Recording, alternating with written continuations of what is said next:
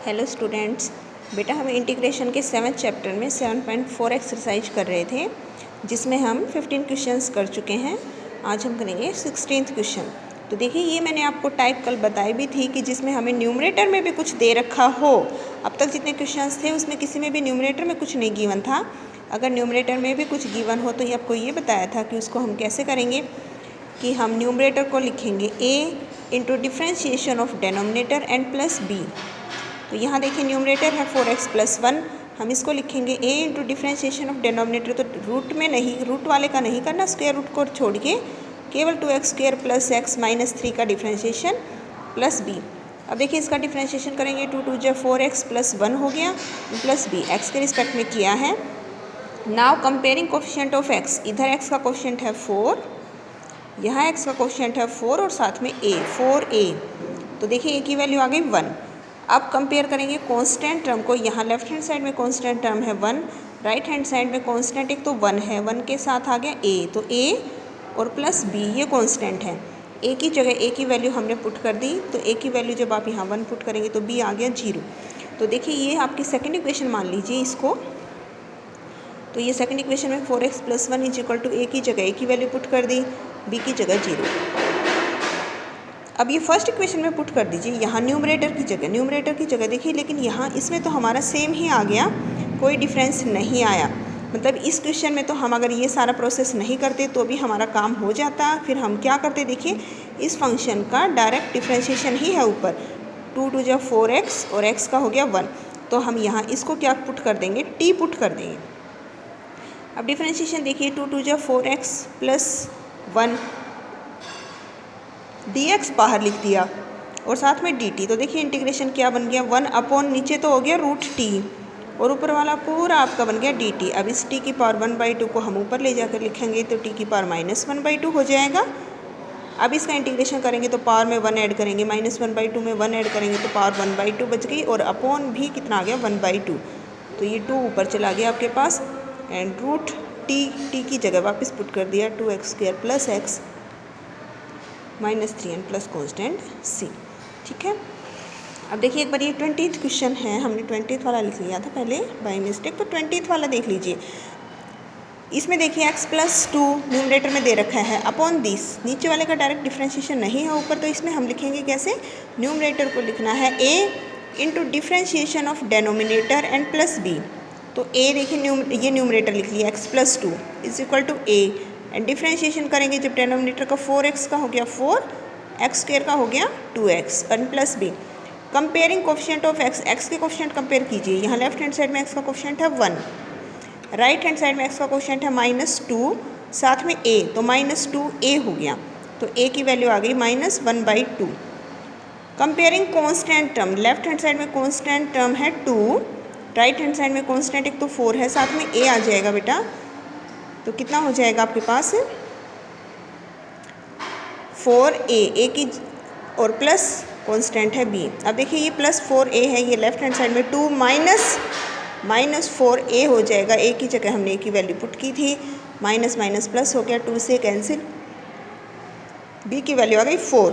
तो ये हमारी देखिए ये स्टार्टिंग में जो दे रखा है वो फर्स्ट इक्वेशन, और ये जो हमारा आया है इसको हम सेकंड इक्वेशन मानेंगे। तो सेकंड इक्वेशन में पहले a और b की वैल्यू पुट कर देंगे। सेकंड इक्वेशन से देखिए जो आपका x + 2 था वो a की जगह -1/2 पुट कर दिया एंड प्लस b की जगह 4 पुट कर दिया। ये आपका न्यूमरेटर जो था वो इसके इक्वल आ गया।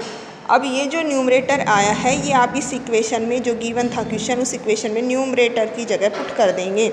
तो फर्स्ट इक्वेशन में देखिए i = और भी x + 2 जो था न्यूमरेटर में, x + 2 की जगह ये पूरा हमने पुट कर दिया अपॉन एज इट इज़। तो देखो बेटा 2 टर्म बन गई, एक ये, दोनों को सेपरेट लिखो। -1/2 बाहर लिख दिया, 4 - 2x अपॉन इसका अलग से लिख दिया डेनोमिनेटर, इसका इंटीग्रेशन अलग, dx अलग।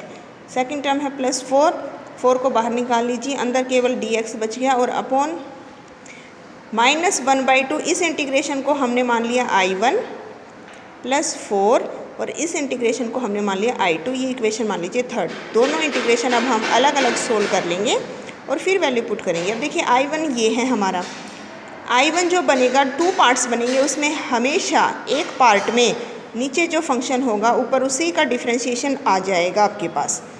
देखिए नीचे जो भी फंक्शन होगा ऊपर उसी का डिफ्रेंशिएशन, 4x का 4, इसका हो गया -2x। तो इसमें हम इसको पुट कर देंगे t। ये जब आप t पुट करेंगे तो 4x का हो गया dx, बाहर लिख दिया, -x² का -2x और फिर x का dx बाहर है। पूरा न्यूमरेटर जो था वो तो बन गया dt अपॉन हो गया √t। अब t की पावर 1/2 को ऊपर ले गए तो -1/2, पावर में 1 ऐड कर दीजिए अपॉन 1/2, तो ये आ गया हमारा। ये I1 था बेटा, I1। तो इसमें जो कांस्टेंट है वो हमने लगाया है C1, क्योंकि अभी दूसरा भी लगाना है, I2 भी सोल्व करेंगे तो इसको हमने C1 बोल दिया, 2 √t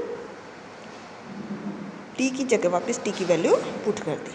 ठीक है, अब देखिए ये हमारा I2 था, dx अपॉन 4x इस I2 में देखिए आपके पास न्यूमरेटर में कुछ नहीं बचा है। तो ये क्वेश्चंस आपको वैसे ही सोल्व करने हैं जैसे अपने पीछे के 15 क्वेश्चन सोल्व किए हैं। कैसे? सबसे पहला काम x² का कोफिशिएंट जो भी है उसको कॉमन निकालिए। यहाँ x² का कोई भी कोफिशिएंट नहीं है तो कॉमन नहीं निकालना कुछ भी। तो अब x का जो कोफिशिएंट है वो देखिए कितना है, x का कोफिशिएंट है 4, x का कोफिशिएंट ऑफ x कितना है बेटा 4, उसका हम क्या करते हैं हाफ, तो कितना बच गया 2। तो हमें प्लस करना है 2 का स्क्वायर और माइनस करना है, ऐड और सब्ट्रैक्ट कर देंगे हम 2 का स्क्वायर। अब देखिए ये दोनों टर्म तो एक साथ लिखनी ही होती हैं, 4x साथ में -x²। अब ये माइनस का x² है तो ये इसके साथ कौन सी टर्म जाएगी, ये वाली टर्म इसके साथ जाएगी। माइनस का है, अगर ये वाली टर्म स्क्वायर वाली नेगेटिव है तो इसके साथ नेगेटिव वाली लेनी है, अगर ये पॉजिटिव है तो पॉजिटिव वाली। तो ये दोनों x की टर्म्स साथ में ये x² नेगेटिव है तो नेगेटिव की टर्म, तो बच क्या गया, केवल 2 का स्क्वायर बच गया। इसको आगे लिख लीजिए। अब माइनस कॉमन निकालिए, देखिए ये हो गया पॉजिटिव, ये भी हो गया पॉजिटिव और ये 4x हो गया नेगेटिव। ये देखिए a² + b² -2ab, तो a - b का होल स्क्वायर बन गया x - 2 का होल स्क्वायर। अब यहाँ बेटा आइडेंटिटी कौन सी लगेगी, ये प्रॉपर्टी हमारी, ये वाली जो प्रॉपर्टी थी a² - x² की, तो ये होती है हमारी sin इनवर्स x/a। यहाँ आपके पास x की जगह x - 2 पुट करना है, देखिए x की जगह, और a की जगह ये पुट कर दिया 2, प्लस कांस्टेंट लगा दिया C2।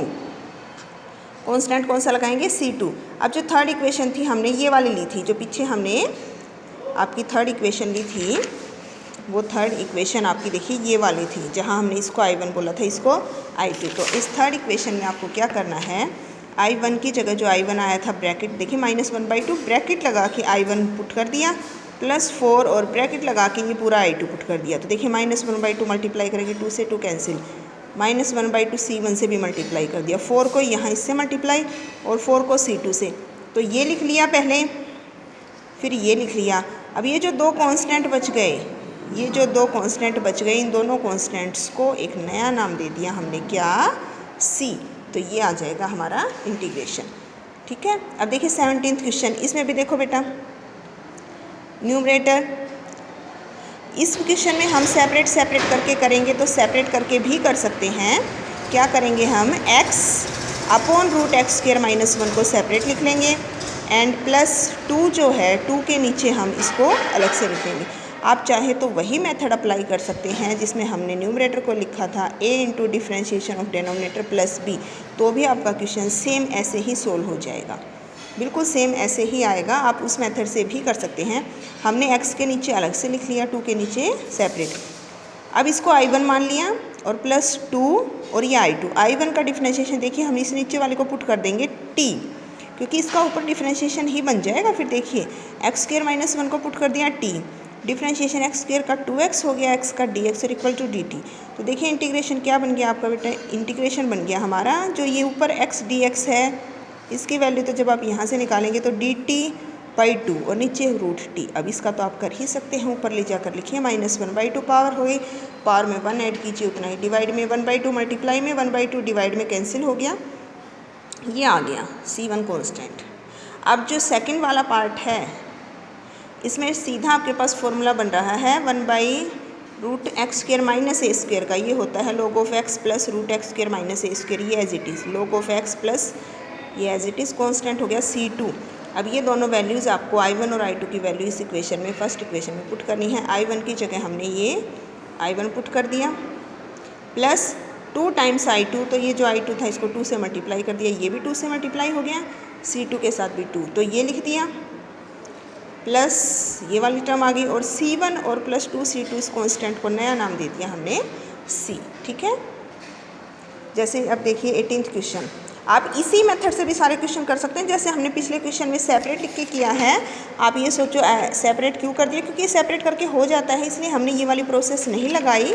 लेकिन अगर आप चाहें तो सभी क्वेश्चंस में जहाँ पर आपको न्यूमरेटर में कुछ गिवन है, उन सभी क्वेश्चंस को आप इस प्रोसेस से कर सकते हैं, जिसमें डिफ्रेंशिएशन में जिसमें डेनोमिनेटर में आपको क्वाड्रेटिक पोलिनोमियल दे रखा हो और न्यूमरेटर में लीनियर पोलिनोमियल दे रखा है x की पावर 1 अपॉन x की पावर 2 में, तो उस क्वेश्चन में हम ये वाला मेथड ही लगा सकते हैं सभी में। n numerator is equal to a into differentiation of denominator plus b। तो देखिए numerator 5x minus 2 is equal to a into differentiation of denominator का, ये 1 का हो गया 0, 2x का हो गया 2 और इसका हो गया 3 2 जा 6x plus b। Coefficient of x compare कीजिए, लेफ्ट हैंड साइड में x का कोफिशिएंट है 5, राइट हैंड साइड में x का कोफिशिएंट है 6 और साथ में आएगा a 6a। a की वैल्यू आ गई 5 अपॉन 6, ये 6 डिवाइड में जाएगा, कई बच्चे गलत कर देते हैं, जो यहाँ a के साथ मल्टीप्लाई में है वही डिवाइड में होगा इधर। Constant term, left hand side में कॉन्स्टेंट है -2, राइट हैंड साइड में कॉन्स्टेंट है 2, साथ में a हो गया 2a और प्लस कॉन्स्टेंट है b। अब देखिए -2, ये प्लस का 2a है, इधर आएगा तो माइनस का 2a और a की जगह हमने पुट कर दिया 5/6। अब हमने एलसीएम लिया 6, तो 6 2 जा 12 माइनस 2 5 जा 10 हो गया, तो ये -22 अपॉन 6, तो ये -11/3 आ गया। अब ये जो सेकंड इक्वेशन है इसमें देखिए न्यूमरेटर जो था वो किसके इक्वल आ गया, a आ गया, साथ में 2 + 6x है प्लस b की जगह ये। अब ये जो आपका न्यूमरेटर इज इक्वल टू आ गया है, ये न्यूमरेटर की वैल्यू आपको इस फर्स्ट इक्वेशन में जो क्वेश्चन है उसमें पुट कर देनी है।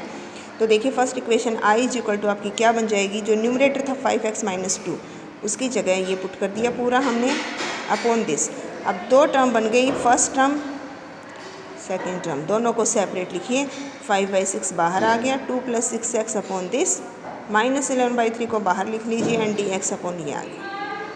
इसको मान लीजिए I1, ये मान लीजिए I2, थर्ड इक्वेशन मान लीजिए। अब अलग अलग सोल्व कर लेंगे दोनों इंटीग्रेशन। अब ये जो I1 बनेगा, बताया था 2 पार्ट्स बनेंगे, इस प्रोसेस से जब भी करोगे उन 2 पार्ट्स में से एक पार्ट ऐसा होगा जिसमें जो फंक्शन नीचे है ऊपर उसी का डिफ्रेंशिएशन है। तो देखिए यहाँ पे नीचे वाले का डिफ्रेंशिएशन ही है ऊपर, तो आप डायरेक्ट भी कर सकते हो, जब भी कोई फंक्शन डेनोमिनेटर में हो और न्यूमरेटर में उसका डिफ्रेंशिएशन हो तो नीचे वाला जो डेनोमिनेटर होता है उसका हो जाता है लोगरिथम। या फिर आप इसको पुट कर दीजिए t, इसको जब आप t पुट करेंगे तो देखिए डिफ्रेंशिएशन 1 का 0, 2 इंटू dx बाहर 6x इंटू dx, तो पूरा न्यूमरेटर जो था वो तो dt और अपॉन आ गया t, तो 1/t का इंटीग्रेशन हो गया log t plus constant c1। t की जगह वापस t की वैल्यू क्या कर देंगे, यहाँ पे पुट कर देंगे। अब जो सेकंड पार्ट है बेटा, सेकंड पार्ट में न्यूमरेटर में नहीं बचा कुछ भी, तो सेकंड पार्ट को सोल्व करना है जैसे अब तक के पीछे के क्वेश्चंस किए थे। सबसे पहला काम x² का जो भी कोफिशिएंट है उसको कॉमन निकालिए, x² का कोफिशिएंट है 3 को निकालिए कॉमन, बाहर निकल गया, तो देखिए x² के साथ 3 था बाहर निकल गया, 2/3x हो गया और 1/3। इतना काम करने के बाद x² का जो भी कोफिशिएंट था उसको कॉमन निकाल लिया। अब देखिए x का जो कोफिशिएंट है कितना है, x का कोफिशिएंट 2/3, x का कोफिशिएंट है 2/3 और इसका करना है हाफ, 1/2 हाफ, तो 2 से 2 कैंसिल होके 1/3 बचेगा, तो 1/3 का स्क्वायर ऐड और सब्ट्रैक्ट करना है। अब देखिए x² और x वाली टर्म तो साथ में रहेंगी ही रहेंगी, x² और x की टर्म तो साथ में ही रहेंगी, साथ में ये पॉजिटिव है तो इसके साथ पॉजिटिव वाली क्वांटिटी लेनी है, तो x² प्लस 1/3 का स्क्वायर और प्लस 2/3x ये साथ लेने हैं। क्या बच गया, एक तो बच गया 1/3 और एक बच गया -1/3 का स्क्वायर। क्या बच गया बेटा, -1/3 का स्क्वायर मतलब -1/9। तो देखिए a² plus b² plus 2ab, तो ये x प्लस 1/3 का होल स्क्वायर बन गया, a² plus b² plus 2ab करेंगे तो यहाँ एलसीएम लेंगे तो एलसीएम 9, 3 जा 9 -1 3 -1 ये। अब ये देखिए हमारे पास, इसको हम लिखेंगे 2 को लिख देंगे √2 और अपॉन 9 को हमने लिख दिया 3 और इसको होल स्क्वायर में लिखना है हमेशा a को। ये √2 लिख देंगे क्योंकि ये √2 का स्क्वायर है, ये 3 का स्क्वायर है। अब यहाँ आपके पास ये वाली प्रॉपर्टी लगानी है, dx/x² प्लस a² हो तो क्या होता है integration 1/a tan inverse x/a। यहाँ आपको x की जगह तो x + 1/3 लिखना है और a की जगह ये, तो देखिए 1/3 तो बाहर था ही हमारे पास, अंदर क्या आएगा 1/a, a की जगह तो 1/√2/3 ऊपर चला गया, tan इनवर्स x की जगह ये हो गया, a की जगह ये आ गया, n प्लस कॉन्स्टेंट c2, क्योंकि ये हमारा I2 था इसलिए हम इसको c2 कॉन्स्टेंट लगा रहे हैं। 3 से 3 कैंसिल, tan इनवर्स एलसीएम ले लीजिए बेटा, एलसीएम आएगा 3 तो 3x + 1 और फिर एलसीएम से ये नीचे वाला 3 कैंसिल होके ये बचेगा, ऊपर तो 3x + 1/√2। अब ये जो आपकी थर्ड इक्वेशन आपने मानी थी, जहाँ पे आपने इसको I1 लिखा था और इसको I2 लिखा था, ये है आपकी थर्ड इक्वेशन। वो यहाँ I1 की जगह 5/6, I1 की जगह I1 पुट कर दीजिए, -11/3 I2 की जगह ये I2 पुट, 5/6 इसके साथ मल्टीप्लाई करेंगे, 5/6 C1 से मल्टीप्लाई, -11/3 इधर मल्टीप्लाई कर दिया, -11/3 C2 से, और जो C1 और C2 के जो दो कॉन्स्टेंट हैं उनको नया कॉन्स्टेंट नया नाम दे देंगे हम, क्या, C। ठीक है, जैसे 19th क्वेश्चन है, नीचे फैक्टर्स हैं तो सबसे पहले इन फैक्टर्स को मल्टीप्लाई कर लीजिए। देखिए फिर numerator is equal to a into differentiation of denominator, x² का हो गया 2x, 9x का हो गया 9, 20 का 0 प्लस कॉन्स्टेंट b। कंपेयर कीजिए coefficient of x, left hand side में x का कोफिशिएंट है 6, राइट हैंड साइड में x का कोफिशिएंट है 2, साथ में a भी लगाइए 2a, तो a की वैल्यू आ गई 6/2 करेंगे तो 3। कांस्टेंट टर्म कंपेयर कीजिए, लेफ्ट हैंड साइड में कांस्टेंट टर्म है 7, राइट हैंड साइड में कांस्टेंट है -9 और साथ में a भी लगेगा तो -9a और प्लस b। अब देखिए 7 ये -9a है, इसको इधर लेके आइए क्योंकि आपको b निकालना है, b को एक तरफ रखना है, इधर आ गया तो +9a की जगह हो गया 3, तो ये कितना आ गया 9 3 जा 27, तो b की वैल्यू आ गई। अब ये यहाँ सेकंड इक्वेशन में पुट कीजिए, 6x + 7 हो गया a, 3 आ चुका है इंटू दिस प्लस b जो था। अब ये जो आपका न्यूमरेटर इज इक्वल टू आ चुका है, इस न्यूमरेटर को आप अभी फर्स्ट इक्वेशन में पुट कर दीजिए, 6x + 7 की जगह हमने ये पुट कर दिया upon denominator as it is. अब फिर से दो टर्म बन गई, इसके नीचे अलग से लिखिए 3 को बाहर, 2x - 9 के नीचे डिनोमिनेटर अलग से, इसका dx भी अलग, plus 34 and integration of dx। अभी 3 इंटू इसको मान लीजिए I1 प्लस 34 इंटू ये हो गया I2, ये थर्ड इक्वेशन। अब ये I1 I2 अलग अलग सोल्व कीजिए, तो देखिए I1 में जो नीचे फंक्शन है इसी का ऊपर क्या बन गया डिफ्रेंशिएशन, लेकिन ये लोग स्क्वायर रूट में है इसीलिए लोगरिथम नहीं लेंगे। अगर इसके ऊपर स्क्वायर रूट नहीं होता तो नीचे वाले फंक्शन का ऊपर होता हमारे पास डिफ्रेंशिएशन, तो लोगरिथम हो जाता।